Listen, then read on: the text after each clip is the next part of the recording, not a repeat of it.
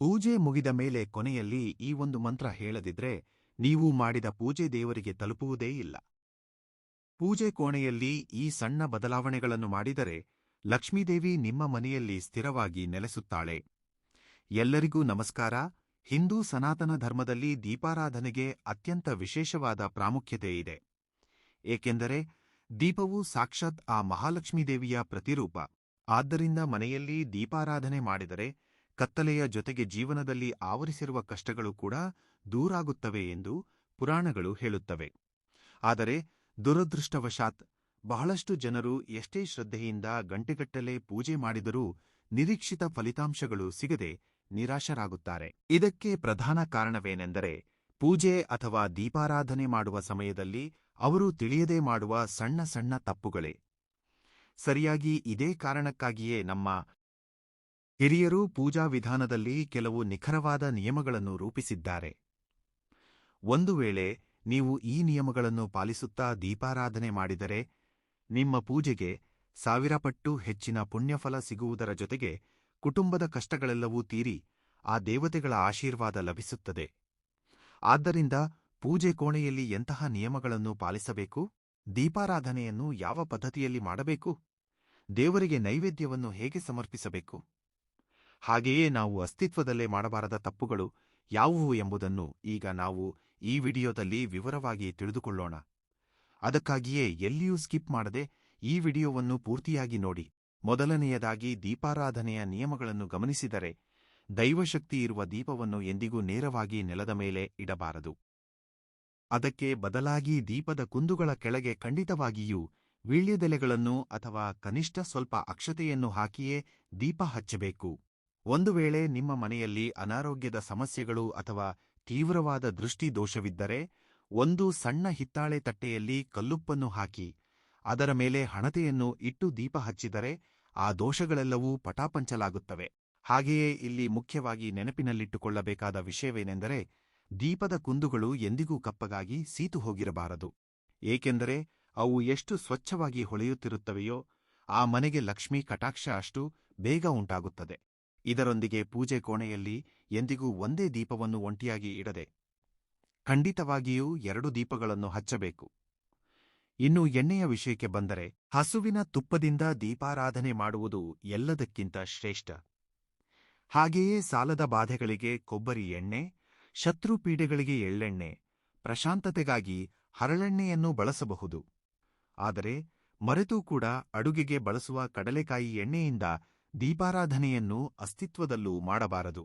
ಇದರ ಜೊತೆಗೆ ಗಂಡ ಹೆಂಡತಿಯ ನಡುವೆ ಪದೇ ಪದೇ ಜಗಳಗಳಾಗುತ್ತಿದ್ದರೆ 2 ಹತ್ತಿಯ ಬತ್ತಿಗಳನ್ನು ಒಟ್ಟಿಗೆ ಸೇರಿಸಿ 1 ಗಂಟು ಹಾಕಿ ದೀಪ ಹಚ್ಚಿದರೆ ದಂಪತಿಗಳ ನಡುವೆ ಅನ್ಯೋನ್ಯತೆ ತಕ್ಷಣವೇ ಹೆಚ್ಚಾಗುತ್ತದೆ. ದೀಪಾರಾಧನೆಯ ಜೊತೆಗೆ ಪೂಜೆ ಕೋಣೆಯಲ್ಲಿ ಪಾಲಿಸಬೇಕಾದ ಇತರ ವಾಸ್ತುನಿಯಮಗಳು ಕೂಡ ಇವೆ. ಉದಾಹರಣೆಗೆ, ಪ್ರತಿ ಪೂಜೆ ಕೋಣೆಯಲ್ಲಿ ಖಂಡಿತವಾಗಿಯೂ 1 ನೀರಿನ ಕಲಶ ಇರಬೇಕು.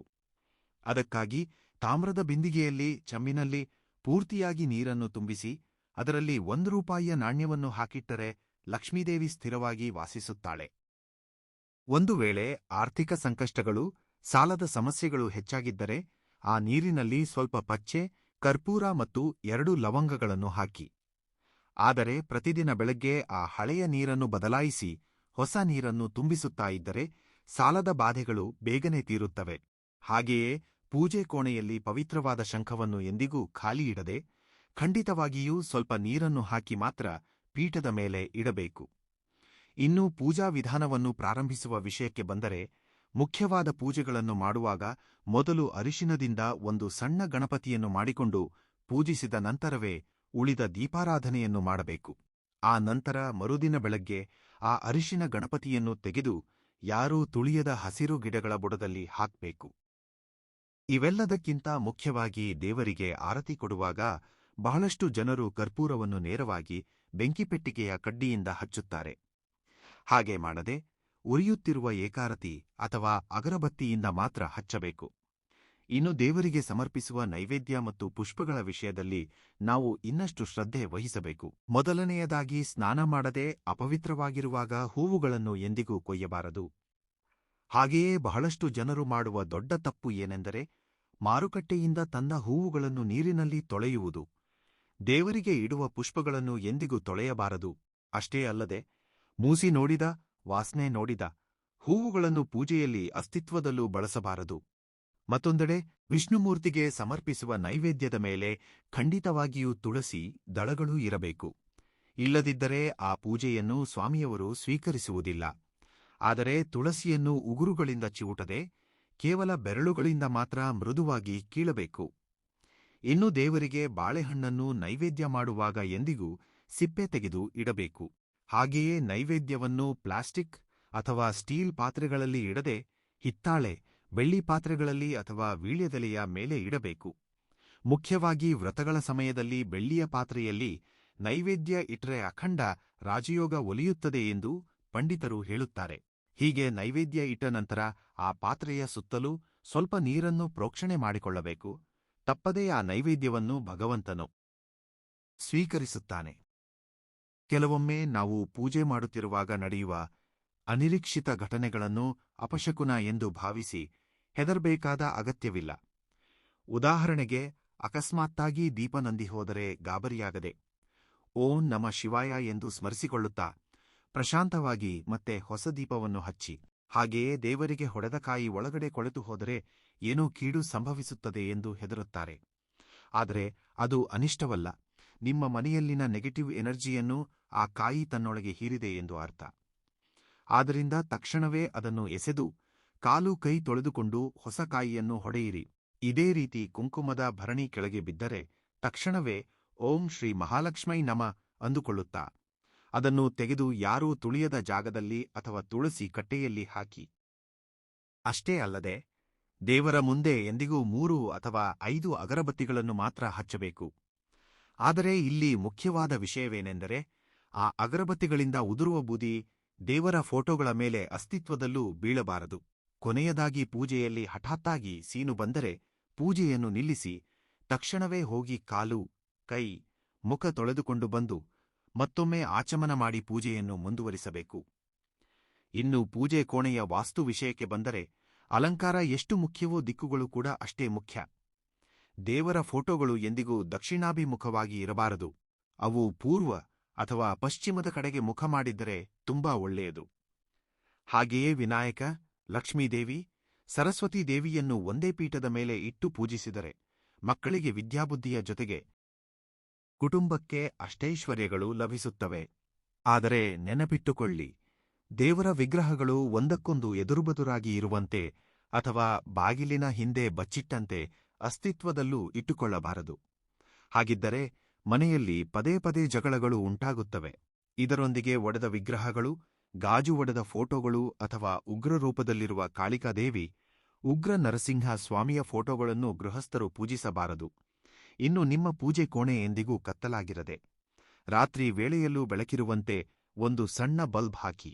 ಅದೇ ರೀತಿ ನಿಮ್ಮ ಪೂಜೆ ಕೋಣೆಯಲ್ಲಿ ಒಂದು ವೇಳೆ ಅಪರೂಪದ ಏಕಾಕ್ಷಿ ತೆಂಗಿನಕಾಯಿ ಇದ್ದರೆ ಸಾಕ್ಷಾತ್ ಮಹಾಲಕ್ಷ್ಮಿ ನಿಮ್ಮ ಮನೆಯಲ್ಲಿ ಸ್ಥಿರವಾಗಿ ನೆಲೆಸುತ್ತಾಳೆ. ಆದ್ದರಿಂದ ಅದನ್ನು ತಪ್ಪದೇ ಸಂಪಾದಿಸಿ ಇಟ್ಟುಕೊಳ್ಳಲು ಪ್ರಯತ್ನಿಸಿ.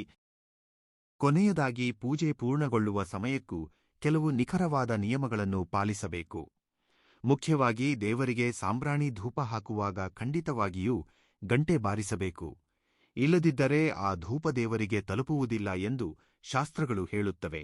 ಹಾಗೆಯೇ ಹೊಡೆದ ತೆಂಗಿನಕಾಯಿಯ ಚಿಪ್ಪುಗಳನ್ನು ಪೂಜೆ ಕೋಣೆಯಲ್ಲಿ ಹೆಚ್ಚು ಸಮಯ ಬಿಡದೆ ತಕ್ಷಣವೇ ತೆಗೆಯಬೇಕು. ಇಲ್ಲದಿದ್ದರೆ ಅವುಗಳಿಗೆ ನೆಗೆಟಿವ್ ಎನರ್ಜಿ ಆಕರ್ಷಿತವಾಗುತ್ತದೆ. ಇನ್ನು ವ್ರತಗಳನ್ನು ಮಾಡಿದಾಗ ಕಲಶದ ಕೆಳಗೆ ಇಟ್ಟ ಅಕ್ಕಿಯನ್ನು ಅನ್ನದಲ್ಲಿ ಬೆರೆಸಿ ಅಡುಗೆ ಮಾಡಿ ತಿಂದರೆ ಆಯುರಾರೋಗ್ಯ, ಅಷ್ಟೈಶ್ವರ್ಯಗಳು ಉಂಟಾಗುತ್ತವೆ. ಹಾಗೆಯೇ ಕಲಶದಲ್ಲಿನ ನೀರನ್ನು ಇಡೀ ಮನೆಗೆ ಪ್ರೋಕ್ಷಿಸಿ ಉಳಿದಿದ್ದನ್ನು ತುಳಸಿ ಗಿಡದ ಬಳಿ ಸುರಿದರೆ ಮನೆ ದೈವಶಕ್ತಿಗಳಿಂದ ತುಂಬಿಹೋಗುತ್ತದೆ. ಅದೇ ರೀತಿ ದೀಪದ ಬತ್ತಿಗಳು ಪೂರ್ತಿಯಾಗಿ ಉರಿಯದೆ ಅರ್ಧ ಉರಿದು ನಂದಿಹೋದರೆ ಎಸೆಯಬೇಡಿ. ಅವುಗಳನ್ನು ಸಂಗ್ರಹಿಸಿ ಸಾಂಬ್ರಾಣಿ ಪುಡಿ, ಪಚ್ಚೆ ಕರ್ಪೂರ ಹಾಕಿ ಕೆಂಡದ ಮೇಲೆ ಆ ಹೊಗೆಯನ್ನು ಇಡೀ ಮನೆಗೆ ತೋರಿಸಿ. ಹೀಗೆ ಮಾಡಿದರೆ ಮನೆಗೆ ಇರುವ ದೃಷ್ಟಿದೋಷವೆಲ್ಲವೂ ಮಾಯವಾಗಿ ಹೋಗುತ್ತದೆ. ಇನ್ನು ಪೂಜೆಯೆಲ್ಲ ಮುಗಿದ ನಂತರ ಹೊಸ್ತಿಲಿಗೆ ಕುಂಕುಮ ಇಡುವಾಗ ಬೆರಳುಗಳಿಂದ ನೇರವಾಗಿ ಇಡದೆ ಒಂದು ಕೈಯಿಂದ ಕುಂಕುಮದ ಭರಣಿಯನ್ನು ಹಿಡಿದುಕೊಂಡು ಮಾತ್ರ ಬೊಟ್ಟು ಇಡಬೇಕು. ಹೀಗೆ ಮಾಡಿದರೆ ವಿಶೇಷವಾದ ಐಶ್ವರ್ಯ ಪ್ರಾಪ್ತಿಯಾಗುತ್ತದೆ. ಹಾಗೆಯೇ ಆರತಿ ತೆಗೆದುಕೊಳ್ಳುವಾಗ ಭಕ್ತಿಯಿಂದ ಕಣ್ಣುಗಳಿಗೆ ಒತ್ತಿಕೊಂಡು ತಲೆಗೆ ಸವರಿಕೊಂಡರೆ ದೇವರ ಪಾಸಿಟಿವ್ ಎನರ್ಜಿ ನಿಮ್ಮ ದೇಹವನ್ನು ಪ್ರವೇಶಿಸುತ್ತದೆ. ಇಲ್ಲಿ ಮುಖ್ಯವಾಗಿ ನೆನಪಿನಲ್ಲಿಟ್ಟುಕೊಳ್ಳಬೇಕಾದ ವಿಷಯವೇನೆಂದರೆ ದೇವರ ಪ್ರಸಾದವನ್ನು ಎಂದಿಗೂ ಬಲಗೈಯಿಂದಲೇ ಸ್ವೀಕರಿಸಬೇಕು.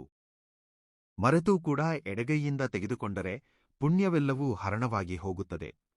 ಇನ್ನು ಪೂಜೆ ಮುಗಿದ ಮೇಲೆ ಬಲ ಅಂಗೈಯಲ್ಲಿ ಸ್ವಲ್ಪ ನೀರನ್ನು ತೆಗೆದುಕೊಂಡು ದೇವರ ಮುಂದೆ ಬಿಡುತ್ತಾ ಕೃಷ್ಣಾರ್ಪಣಮಸ್ತು ಎಂದು ಭಕ್ತಿಯಿಂದ ಹೇಳಬೇಕು. ಅದೇ ರೀತಿ ಹೊರಗೆ ಬರುವಾಗ ದೇವರಿಗೆ ಬೆನ್ನು ತೋರಿಸದೆ 2 ಅಡಿ ಹಿಂದಕ್ಕೆ ಹೆಜ್ಜೆ ಇಟ್ಟು ಬರಬೇಕು. ಕೊನೆಯದಾಗಿ ಒಂದು ಮಾತು, ಮನೆಯಲ್ಲಿ ಪದೇ ಪದೇ ಜಗಳಗಳಾಗುತ್ತಿದ್ದರೆ ಬೆಳಗ್ಗೆ ಮತ್ತು ಸಂಜೆ ಸಾಂಬ್ರಾಣಿ ಹೊಗೆಯನ್ನು ಹಾಕಿ. ಇದರಿಂದ ನೆಗೆಟಿವ್ ಎನರ್ಜಿ ದೂರವಾಗಿ ಪ್ರಶಾಂತತೆ ಸಿಗುತ್ತದೆ. ನಮ್ಮ ದೈನಂದಿನ ಜೀವನದಲ್ಲಿ ಇಂತಹ ನಿಯಮಗಳನ್ನು ಪಾಲಿಸಿದರೆ ನಿಮ್ಮ ಪೂಜೆಗೆ ಸರಿಯಾದ ಫಲ ಸಿಗುತ್ತದೆ. ಈ ವಿಡಿಯೋ ಗನುಕ ನಿಮಗೆ ಇಷ್ಟವಾದರೆ ದಯವಿಟ್ಟು ಲೈಕ್ ಮಾಡಿ, ಶೇರ್ ಮಾಡಿ. ಇಂತಹ ಇನ್ನಷ್ಟು ಅದ್ಭುತವಾದ ವಿಷಯಗಳಿಗಾಗಿ ನಮ್ಮ ಚಾನೆಲ್ ಅನ್ನು ತಕ್ಷಣವೇ ಸಬ್ಸ್ಕ್ರೈಬ್ ಮಾಡಿಕೊಳ್ಳಿ. ಕೆಳಗೆ ಕಾಮೆಂಟ್ಸ್ನಲ್ಲಿ ಜೈ ಶ್ರೀರಾಮ್ ಎಂದು ಬರೆಯುವುದನ್ನು ಮರೆಯಬೇಡಿ. ಧನ್ಯವಾದಗಳು.